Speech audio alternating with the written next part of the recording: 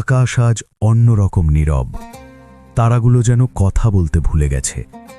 পৃথিবীর মানুষ ঘুমিয়ে আছে, কিন্তু আসমানে চলছে এক ভিন্ন আয়োজন। এটা শবে বরাত, একটি এমন রাত যে রাতে আল্লাহ তাআলা তার বান্দাদের দিকে বিশেষভাবে তাকান। এই রাতে আল্লাহর নির্দেশে ফেরেশতারা নেমে আসেন। কার রিজিক বাড়বে, কার জীবন কঠিন হবে, কার রোগ সেরে যাবে, কার মৃত্যু আসবে, সব কিছু লেখা হয় এই রাতে। কিন্তু এই লেখার মাঝেও থাকে রহমতের ছায়া, কারণ আল্লাহ চান তার বান্দা ফিরে আসুক। আমাদের প্রিয় নবী মুহাম্মদ সাল্লাল্লাহু আলাইহি ওয়াসাল্লাম এই রাতকে অবহেলা করতেন না।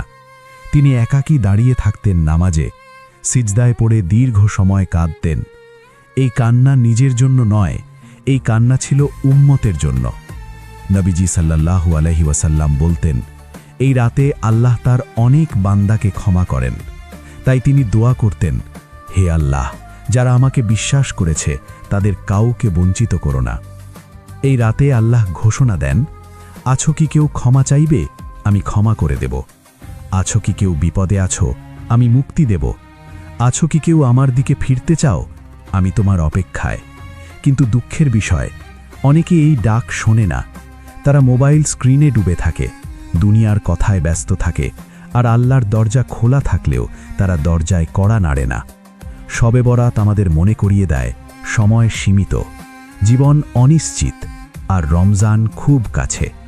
রমজান সেই মাস যে মাসে শয়তানকে বেঁধে রাখা হয়, জান্নাতের দরজা খুলে দেওয়া হয়, আর জাহান্নামের দরজা বন্ধ করে দেওয়া হয়। শবে বরাত হল তার আগের সতর্ক সংকেত, যেন আল্লাহ বলছেন, এখনই ফিরে এসো, রমজানে আরেকবার সুযোগ দেব। আজ রাতে যদি কেউ চুপচাপ চোখ ভিজিয়ে বলে, হে আল্লাহ, আমি অনেক ভুল করেছি, আর পারছি না, আমাকে ক্ষমা করো, আমাকে বদলে দাও, তাহলে আসমান থেকে জবাব আসে, আমি তো আগেই অপেক্ষায় ছিলাম। এই রাত বদলে দিতে পারে তোমার পুরো জীবন।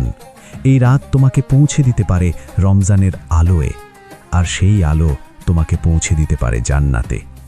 শবে বরাত শেষ হচ্ছে, রমজান আসছে। তুমি কি ফিরে আসবে?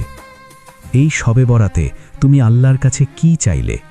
কমেন্টে লেখো, হে আল্লাহ, আমাকে ক্ষমা করুন।